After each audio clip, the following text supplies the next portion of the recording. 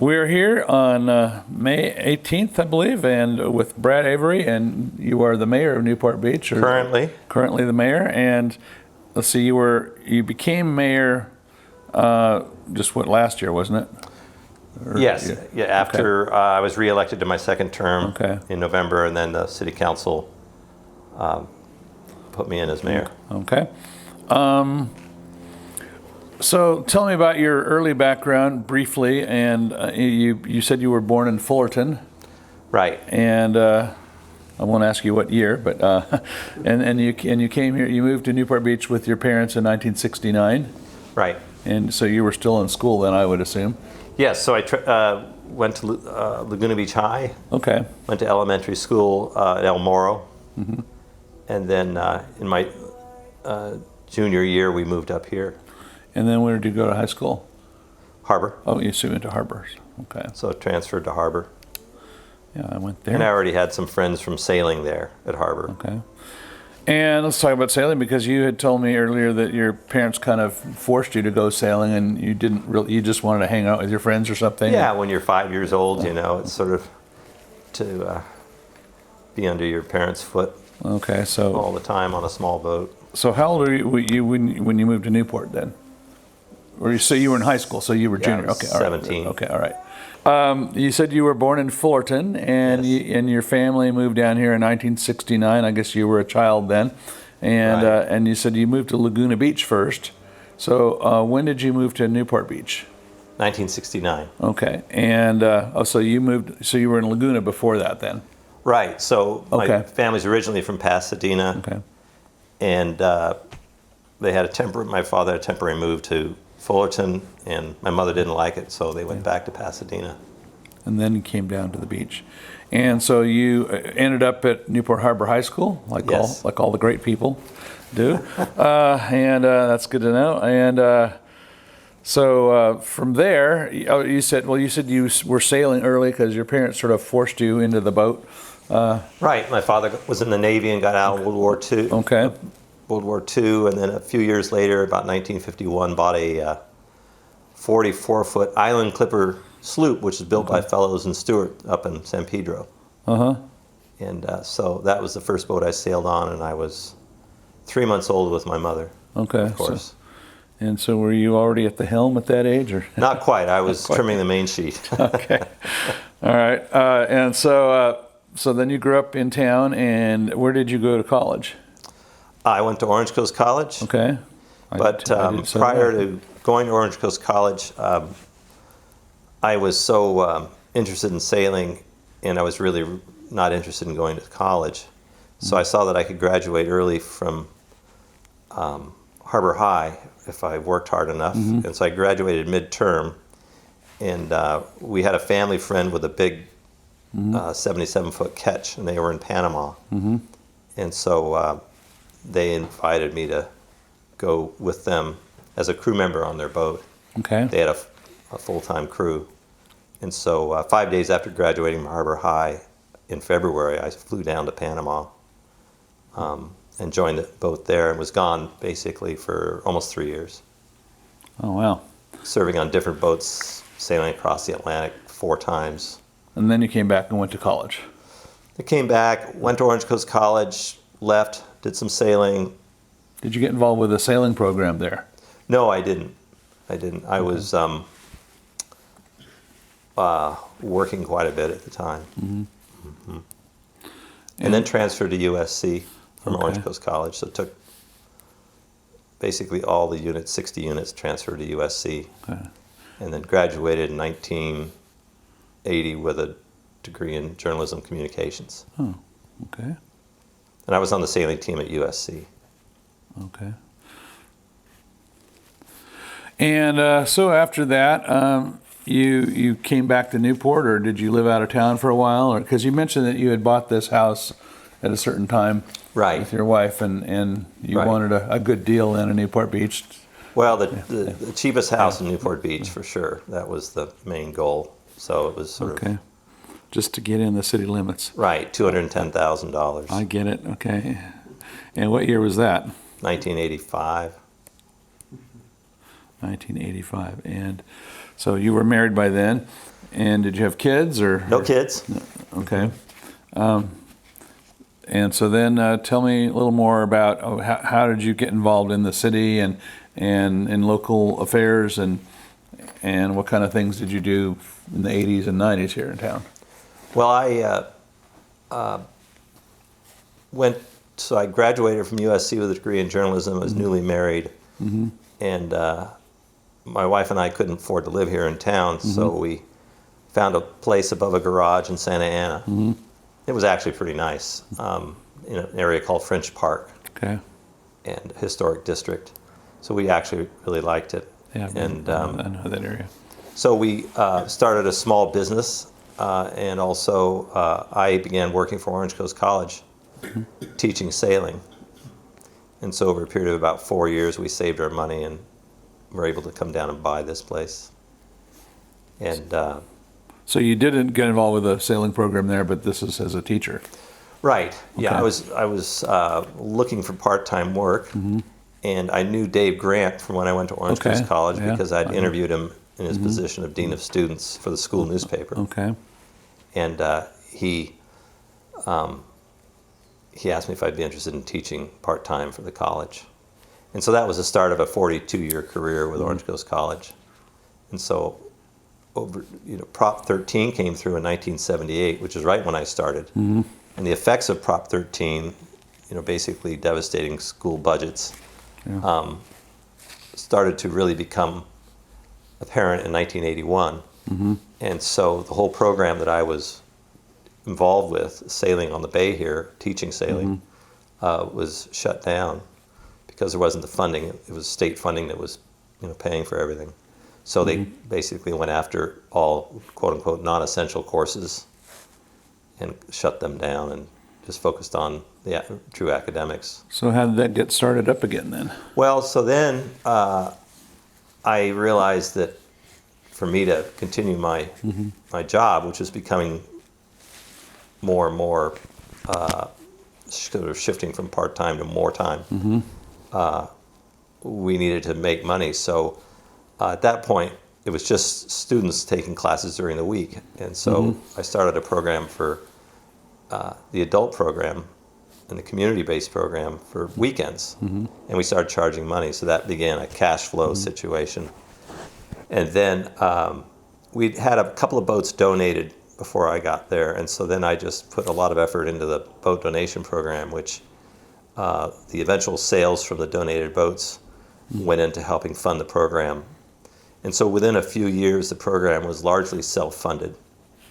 And then the last 35 years of my career there, that's what I was doing. A lot of it was fundraising. So you didn't keep the boats and use them, you refurbished them and sold them? We do a little of both. Yeah, okay. We keep and use them for a while and sell them, refurbish them and sell them. So it was, and this was all through the Orange Coast College's foundation.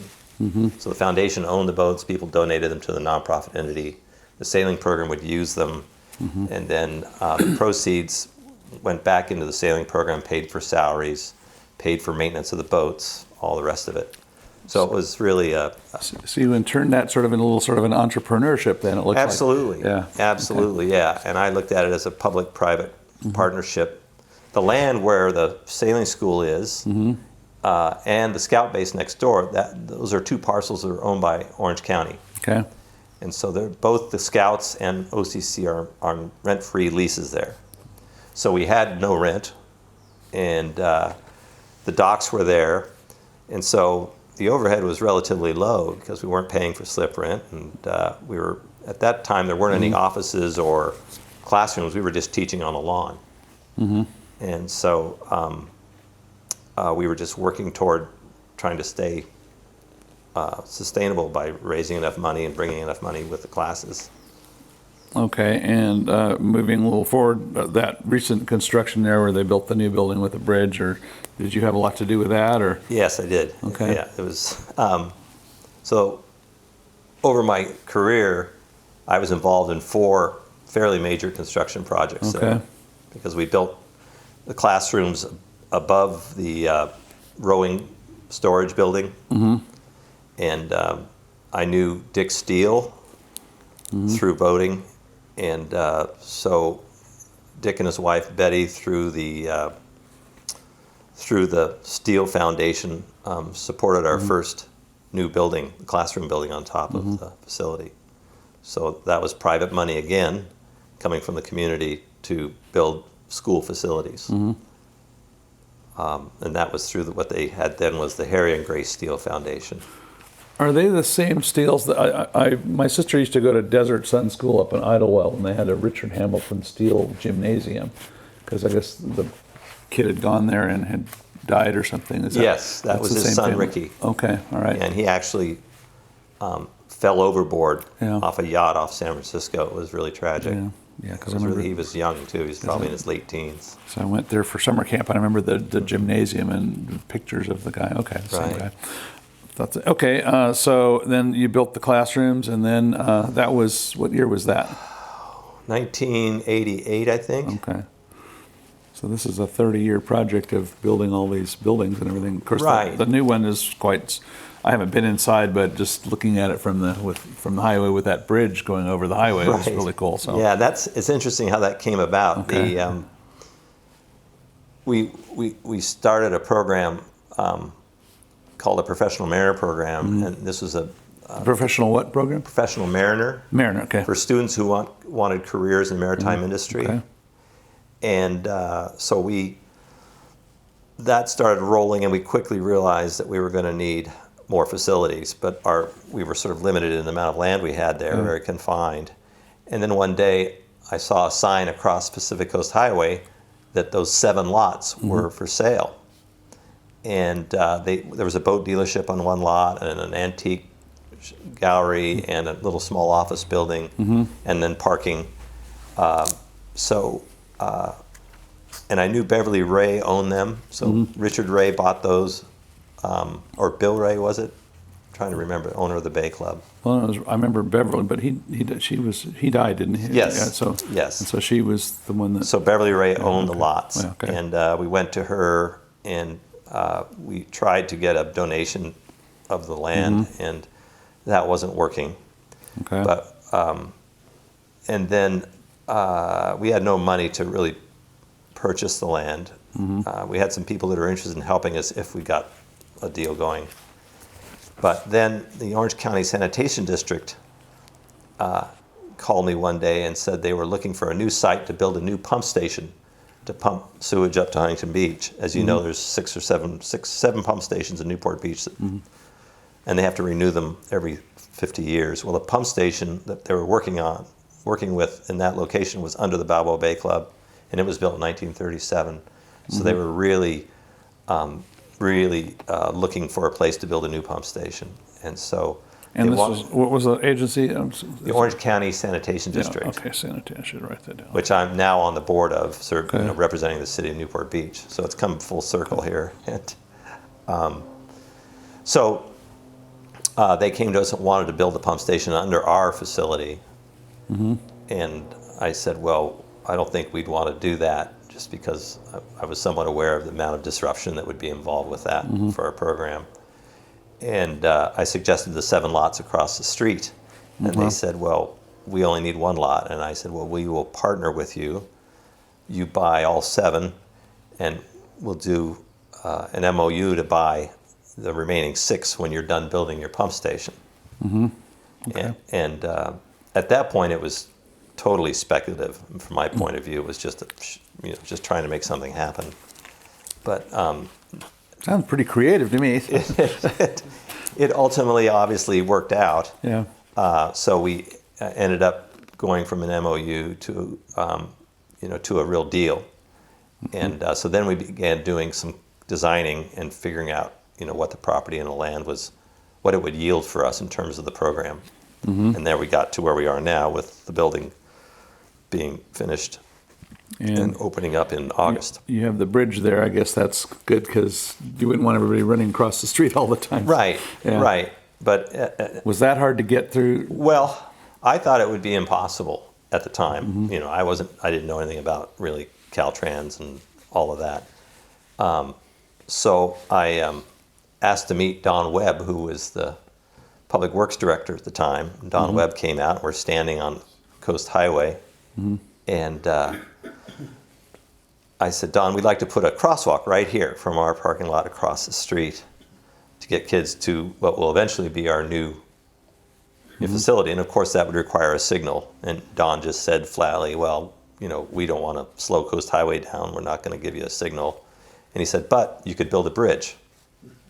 And I said, well, wouldn't Caltrans, object to that and be a problem? And he said, absolutely not. He said, you just build it to their specs and build it to their height, and it's totally possible. So that really kind of opened it up further, because we didn't like the idea of that was our only alternative, I thought, was to do a signal there. Or a tunnel. Or a tunnel, right, which has its own problems. Yeah. But certainly from a security standpoint, that's what we were trying to solve for students. Even a signal in a crosswalk is dangerous. Yeah, especially there, yeah. Right. So that got done. Let's see, what year did you get involved in Newport Beach city politics? And how did that come about? So being around the harbor so much, there were aspects of the harbor that I was interested in, and things that I thought might be good to change. So I applied for the Harbor Commission in probably 2009, and I didn't get it first time around, and then my application stayed on file, and then they had, it rotates, and there's another opening a year later, 2 years later. I'm not sure when that all happened, but I applied again, and the council appointed me to the Harbor Commission in 2011. Okay. So that was sort of my introduction to the city and the machinery and the politics and the rest of it. And so I was, at that point, had no interest in going to council. I just was focused on harbor issues. And, I had a full life. And then my friend Duffy got elected, Duffy Duffield. And so that drew me a little closer, because I knew Duffy, and Duffy would call me and ask me about things. He was sort of in the early days, checking around with folks to kind of get a sense of, what was going on and with council, and getting some advice. And so it's sort of you just gradually get drawn into this thing, or drawn into the swamp, if you will, of these things, and you're sort of aware of it, but then maybe not. And so Tony Petros was on council at that time, and then sort of suddenly, right at the end of the year, announced that he was not going to run for a second term. And Tony lives just down the street. Okay. And he's a great guy, and it really surprised me, because I thought he was doing a great job on council. But then Duffy called me, and he called me. I was in Cabo San Lucas at a place called The Office, which is a bar in the sand, and I'd had a couple of margaritas, and I was with my good friend Don Russell, and my wife Julie, and actually I got a text from Duffy saying, Tony Petros is not going to run, you need to run for city council. And sitting there on the beach, with a margarita in your hand, this is not something you're contemplating in the slightest. And so I showed the text to my friend Don Russell, and Don texted Duffy back saying, I'm in, with my phone. And so that's how I agreed to run for council. That's a funny story. And so then, of course, I don't remember exactly that particular campaign, but I guess you had somebody who was the main candidates in that race. I don't remember her name. There was a woman who ran, who only attended a few of the the debates, quote unquote debates, and didn't raise any money. Okay. So and she was very nice, and I spoke with her several times. So I really didn't have an opponent of any consequence. So you easily won that one, and then Yes. that was your first term, and then this is you're in your second term now. Right. So it's a 4-year term, right? Yes. Yeah. Okay. And so I guess you guys are term limited though after 2 terms. Yes, and wisely so. Yeah. Okay. Well, it's a bit debatable issue, but okay. So what's it been like being on the council? I mean, I'm sure you get a little bit of pushback from some people and encouragement from others, and a few disagreements amongst you guys once in a while. But how does that work, and how have you dealt with that? It is a transformation. You know, you get on the council, and I wasn't a wonk. You know, I'm not a council wonk. And I sort of like to say, and I guess all politicians say this, you know, I'm just someone who lives in District 2 who ended up really by accident, right? I mean, I wasn't looking for it. Tony Petros resigned, and, you know, Duffy encouraged me to run. And but nonetheless, I was fully engaged with the Harbor Commission, and the council I have found to be totally engaging. So it's very interesting. It's not always enjoyable. So, you know, it's a curious mix of things. And I think every council person asks themselves from time to time, why am I doing this? You know, particularly after a tough meeting, or you get an email from someone that's just not very kind at all.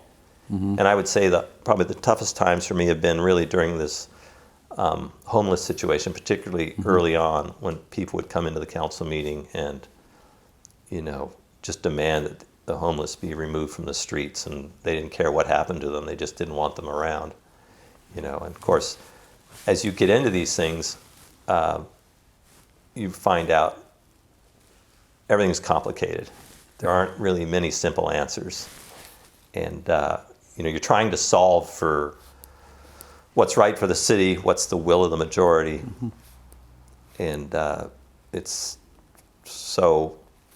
just not always easy.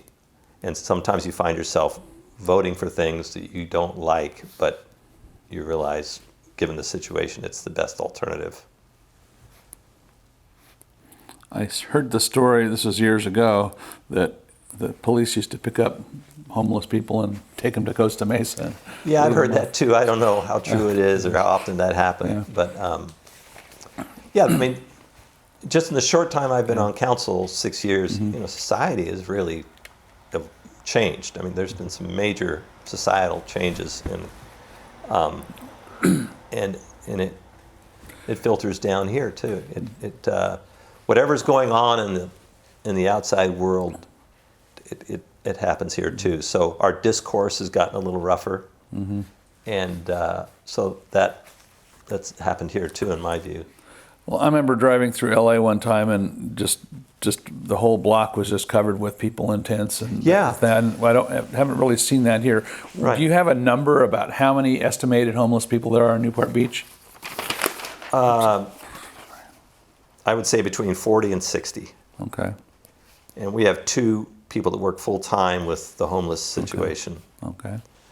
And what are they doing? I mean, well, Cynthia Carter is full time with the police department. She's an officer, and she's the homeless liaison for the police department. And then Natalie Basmagian works full time for the city, and she is full time on the working with people who are experiencing homelessness.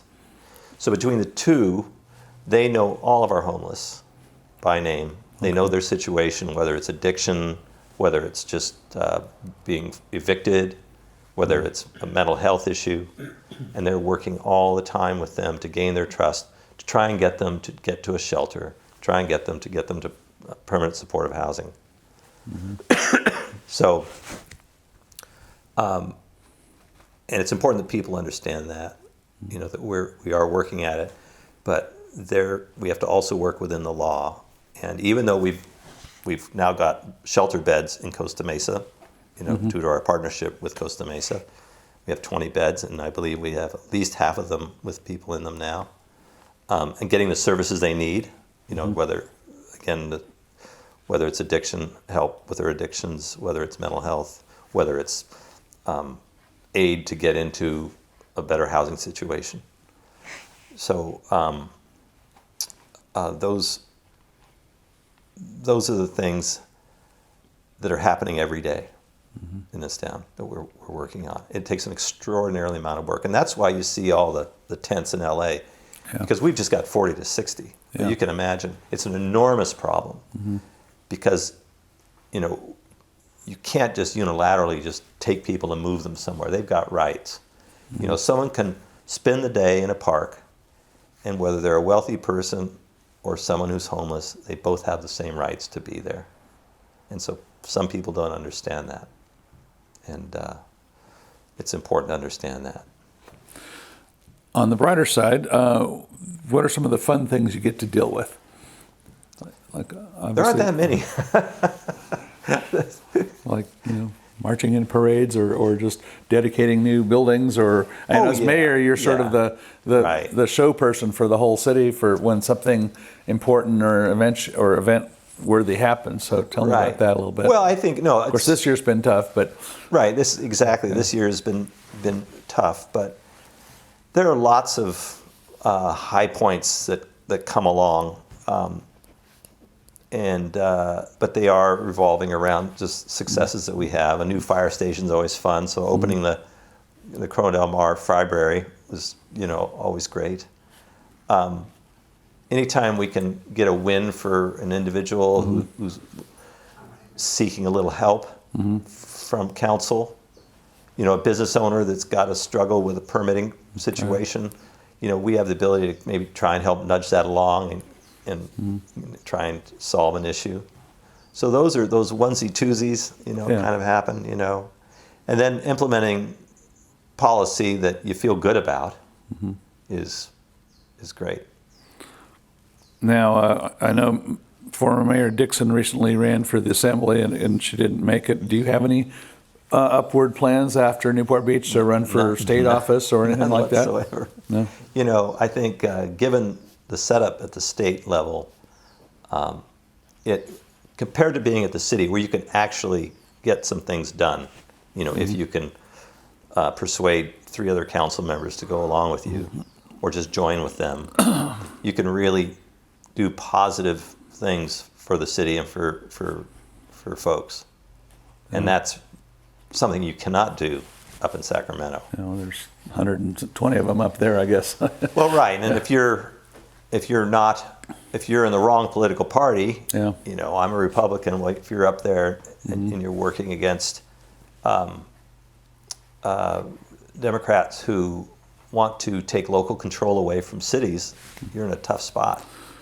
Well, speaking of that, do you think that, supposedly the council is nonpartisan, right? But a lot of people in Newport Beach are Republicans. Do you find partisanship in the city council meetings very much, or is it pretty much? No, I don't. Not there. So no, I think this council in particular now, in my view, and I'm speaking strictly for myself, is really doing a good job, and we know each other. We know each other's. And I wouldn't say it's more political. It's more a framework of conservatism in terms of mainly fiscal. So budget items, and you're sort of how much money does the city participate in the new lifeguard headquarters? As opposed to the nonprofit, and can we afford to build some great civic buildings? Like Marina Park was controversial. Did we overspend there? Some people think no, some people think yes. So those kinds of things will split the council because there are people who are a little more fiscally conservative. Others see it as, this is an opportunity to, create a great public facility or beautify the community. How much money do we spend on, making Corona del Mar look great, or putting in medians down, the Balboa Peninsula, and putting in palm trees and making it all look nice. So it's balancing all that is really Newport's fortunate. We have a huge, tax base on property taxes, and that's our anchor fiscally. So, but that doesn't mean you just spend money wildly. So the council really goes over these issues quite extensively, and and I think we end up most of the time in a really good spot that represents sort of our community, and that's what we should be doing. So if you look across our community, you've got some people that are just, they don't want to spend a nickel, and others, they would be building new facilities all the time. It's been said in the past, not necessarily against this council, but because of the influence of big developers and the money they donate to you guys, that you guys are just doing what, say, the Irvine Company wants to do or whatever. I mean, how would you respond to that? It's funny to hear that, right? Well, I've heard it for 30 years. So. Right. So, I don't find that to be true. Mm-hmm. Certainly developers have influence, and they lobby individual council members when there's a new project coming up. Mm-hmm. And but I just can't imagine that lobbying or $1,000 campaign contribution changing, making you vote for something you wouldn't have otherwise.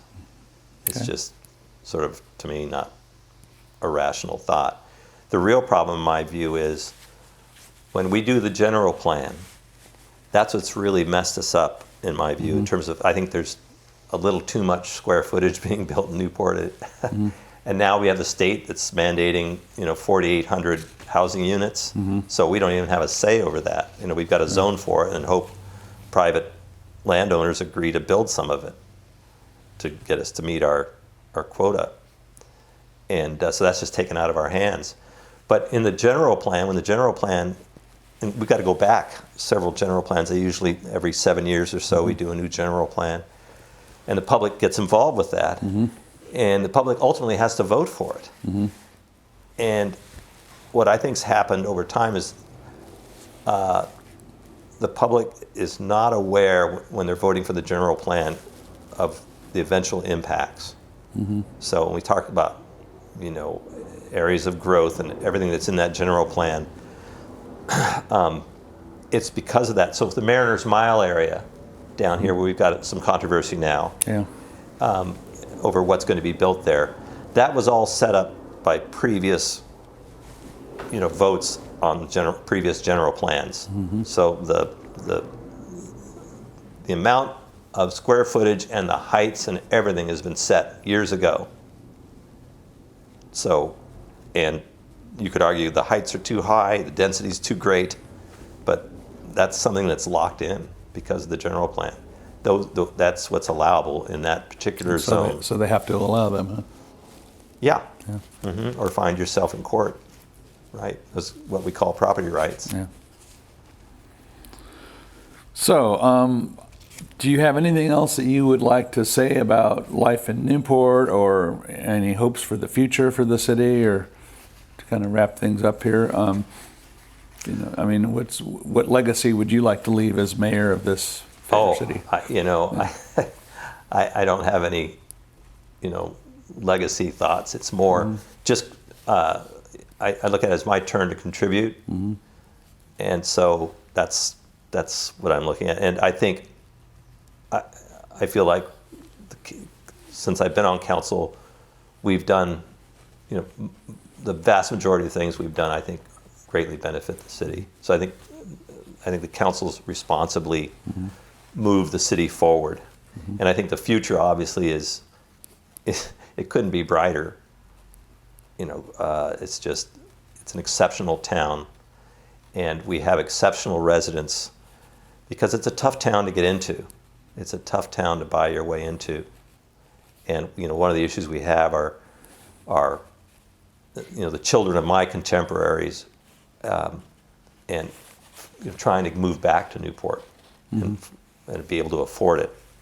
And we talk about this new building, we talk about affordable housing, and the state's basically telling us to build 4,500 units. We think, who's going to live there? Well, a lot of them will be low income, moderate income, and those will be places that people who want to, young folks that want to return to Newport or move out of their house, move out from their parents and have a job and have their first apartment Yeah. These will be those kinds of places because they will be mandated low rent. So that's important to understand. So, about 2,000 units will be like this, low to moderate. And so I look at all that as a positive aspect of it. I certainly don't like the state telling Newport Beach it's got to build 4,800 units because we've got to do it on a very tight timeline, and it makes planning very difficult. So those are the challenges that's one of the major challenges we're facing, is to roll this out, this zoning, and ultimately the building of all this housing in a way that is good. We wind up with housing product that people want to live in, that has access to parks where kids can play. There's access to restaurants and activities right there. They're not having to get in their car and go to somewhere else, and that's going to be a tough thing to do.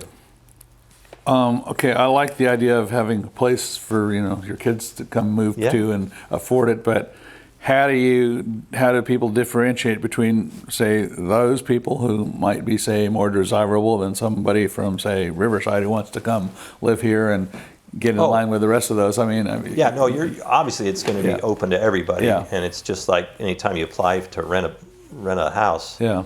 So, and there's all the laws in terms of discrimination. So it's an open market at that point for that housing. Mm-hmm. But to circle back to your question, just as I have done, but anyone who's bought a house in Newport, and anyone who's come from wherever and just maybe bought an investment property, I don't think there's a better place in the country where you can buy real estate, and it's not only a safe investment, you're on an escalator, in terms of upward values. Because the city, in my view, is so well run and has such an anchor of income to make it all work, and is responsibly managed. Our bond rating is the best you can get, and so it's just a very safe investment.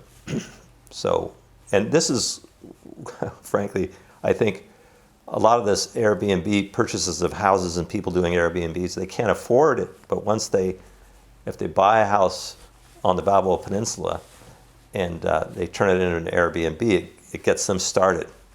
And so that's an important thing. I'm hoping maybe they'll move in later and be permanent. Right, exactly. Yeah, or they can split it, they've got a rental there. So that's something that you don't hear a lot about, but I think just based on my talking to folks and listening to people saying that, and more, I've heard from a number of people saying the only way we could buy into Newport Beach is to buy a duplex or a triplex, or do an Airbnb situation with this house while we're both working, and then eventually we retire in Newport Beach. Well, let me ask you this. I was at a meeting once not too long ago, and Diane Dixon was there, and she was talking about this mandate and basically painting it in very dark context, and that they would end up, the Balboa Peninsula would look like Miami Beach in a generation with tall skyscrapers. I don't think so. Is that a real threat, or could, say, a person buy a lot, maybe 2 or 3 lots, and build a 10 foot or 10-story building next to some little bungalows that have been there 100 years? Is that something that's going to really happen, or could happen, or? It depends on the.